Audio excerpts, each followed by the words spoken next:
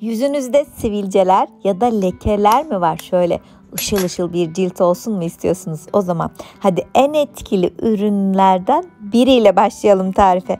Yumurtayı kırdım, sarısını başka bir tarif aldım. Eğer cildiniz çok kuru ise yumurta sarısıyla çalışın. Ama cildiniz yağlı ise, sivilce oluşmuşsa, sivilceden kalan lekelenmeler varsa yumurta akı çok hızlı çözüm olacak buna. Bir kaba aldım, bir orta boy yumurtanın akını. Bunu krem kıvamına gelene kadar köpürtüyorum. Bu aşamada dilerseniz çatalla, dilerseniz mikser yardımıyla köpük kıvamına getirin. Bence şöyle hızlıca mikserde birkaç dakikanızı ayırın, köpük kıvamına getirin. Böyle krem gibi süreceğiz biz bu yumurta maskesi tarifini. İstediğim kıvama geldikten sonra birkaç küçük ekleme yapacağım. Bakın malzemeler çok az ama çok hızlı etki eden bir tarif kullanmış oluyorum. Bebe yağı. Bebeklerde bile kullanabiliyoruz. Şöyle cildimizi ışıl ışıl yapan, çok güzel yumuşatan bir yağ. Şöyle bir tatlı kaşığı dolusu bebe yağı ekledim. Ve şimdi çay ağacı yağı. Sivilceniz var ise en hızlı kurutan yağ çay ağacı yağıdır arkadaşlar.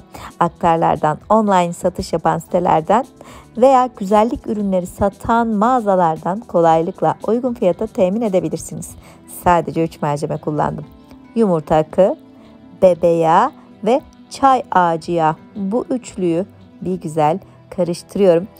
Süre geçtikçe böyle sıvı hale gelmeye başlıyor. O yüzden hızlı çalışacağım. Hemen hazır olduğu anda alıyorum. Ellerime bir güzel sürüyorum. Şöyle elimizi de sıkılaştıralım, tazeleyelim. Hücreleri bir canlandıralım. Ölü deriyi atalım. Cildimiz daha dinamik hale gelsin. Ellerime birinci kat uygulamasını yapıyorum. Şöyle krem sürer gibi bolca sürüyorum. Çünkü kalanını kullanamayacağız. Yumurta akı kullandık. Sadece bir kerelik kullanabiliriz bir tarifi. Artanını kaldıramazsınız buzdolabına. Etkiler aynı olmaz. O yüzden hemen yeterli ölçülerde yaptım. Birinci katı uyguladım.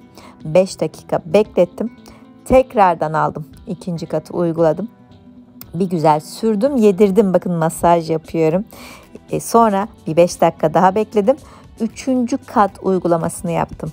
Şöyle toplamda 20 dakika 3 kat halinde uygulama yaparsanız şöyle deriyle teması çok daha fazla oluyor. Derseniz ki ben yumurta akının kokusundan rahatsız oluyorum. Ki bence kokmuyor. Çay ağacı yağı o kokuyu alıyor. Birkaç damla lavanta yağı veya limon yağı da damlatabilirsiniz. Ama ben kokudan rahatsız olmadım. Dediğim gibi çay ağacı çok böyle fresh, taze bir koku verdi zaten. 3 kat uyguladım. 20 dakika beklettim. Sonrasında cildimden bu güzel etkili tarifi çıkarttım. Bakın cildi kurutmadı. Çay ağacı yağı çünkü cildi kurutur. Sivilceleri kurutarak tedavi ediyoruz. Ama içine eklediğimiz bebe yağı o kuruluğu da giderdi. Bebe yağım yok, bunu yine ne yapabilirim diyorsanız. Zeytinyağı olabilir, sızma zeytinyağı. Üzüm çekirdeği yağı olabilir. Kantaron veya kayısı çekirdeği yağı da çok güzel olur. Tamam, yıkadık. Sonrasında ne yapalım? Bir de nemlendirici sürelim ki cildimiz çok kurumasın. Özellikle tarifi akşam uygular. Sonra da üzerine güzel bir nemlendirici krem sürerseniz sabaha kadar cildiniz tedavi olacaktır arkadaşlar. Şöyle 20 dakikalık bu güzel uygulamayla sivilceler, sivilceden kalan izler çok hızlı bir şekilde gidecek. Şimdi bu tarifi yüzüme nasıl uyguluyorum? Bir fırça yardımıyla birinci katı sürüyorum. 5 dakika bekliyorum. Tekrardan bir kat daha uyguluyorum. 5 dakika daha bekliyorum. Sonra 3. kat uygulamasını yapıyorum. 5 dakika daha bekliyorum. Toplam 20 dakika sonra zaten maske artık kuruyor. Cildinde gerilmeleri hissediyorsun. O yüzden böyle katlar arasında hızlıca masajınızı yapmayı unutmayın. Çünkü o kurudukça masaj yapma şansınız kalmıyor. Çok fazla mimik yapmayın. Maskeyi uygularken sohbet etmeyin. Telefonla konuşmayın. Şöyle kendinize ait bir 20 dakikanız olsun ki o arada şöyle çok güzel olalım. Derinlemesine bir güzellik yapalım. Burun üzerindeki siyah noktalar, geniş gözenekler çok güzel gidiyor. 20 dakika beklettikten sonra önce ılık sonra soğuk suyla yıkıyorum. Böyle yapıyorum ki cildim daha fazla nemlenebilsin, cildimi kurutmayayım. Sonrasında da kendi yaptığım güzel nemlendirici kremlerden biriyle de cildime gerekli nemi veriyorum. Ben burada aloe vera jelle yaptım. Kendi aloe vera jelini çıkarttığım yapraklarından alıp hazırladım. O güzel kremle uygulamamı yapıyorum. İlerleyen günlerde bunu da paylaşacağım. O güzel kremlerimizi biliyorsunuz ki kendimiz yapıyoruz. Bakın çok iyi ışıldatıyor bu tarif. Cildi çok derinlemesine çok güzel temizledi ya. Üzerine de bir güzel kremimizi sürdük ya. Kesinlikle cildiniz ışıldıyor, parlıyor.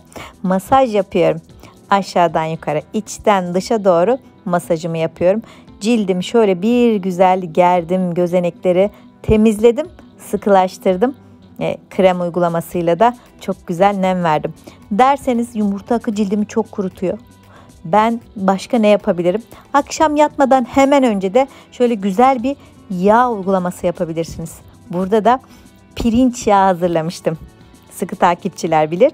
Daha önceki videolardan pirinç yağı tarifini bulabilirsiniz. Ben şu sağ üst köşeye bunun linkini de bırakayım.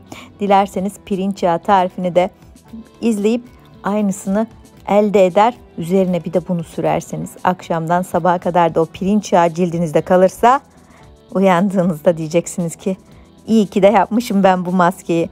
Üzerine iyi ki de o kremi sürüp bir güzel yağla da cildimi onarmış, tedavi etmişim. Sanki güzellik salonundan çıktım, param cebimde, güzelliğim yerinde diye daha da mutluluğunuza mutluluk katarsınız. Masaj yapmayı lütfen ihmal etmeyin. Özellikle göz altındaki kan akışını hızlandırın. Boyun dekolte bölgesine yağdan bolca sürün. Şöyle aşağıdan yukarı, içten dışa doğru da masajınızı yapmayı ihmal etmeyin. Bu maskeyi haftada 1 ya da 2 kere yapar. Üzerine nemlendirici ve yağ kullanırsanız cildiniz gerçekten sivilcelerden, sivilce izlerinden, geniş gözenekten hızlı bir şekilde kurtulur. Bu yağ dudaklarınıza da kullanabilirsiniz. Çatlamış, kurumuş dudaklarınız, onları da çok güzel, çok hızlı bir şekilde tedavi ediyor arkadaşlar. Bakın benim hemen şöyle dudağımın kenarında küçük bir sivilce vardı. Bu maskeyi özellikle o sivilce gitsin diye yapmıştım. Çok da işe yaradı. Özellikle sivilce, geniş gözenek, lekeler, o sivilceden kalan izler uçup gitti. Ben buraya daha önceki videolarımdan da birkaç tane bırakıyorum. İzlemediyseniz lütfen onları da izleyin. Ve Hobifan YouTube kanalıma hala abone değilseniz abone olup bildirimleri açın. Ve altyazılardan da dilediğiniz dilde videoyu daha anlaşılır bir şekilde izleyin. Hoşça kalın. Bay bay.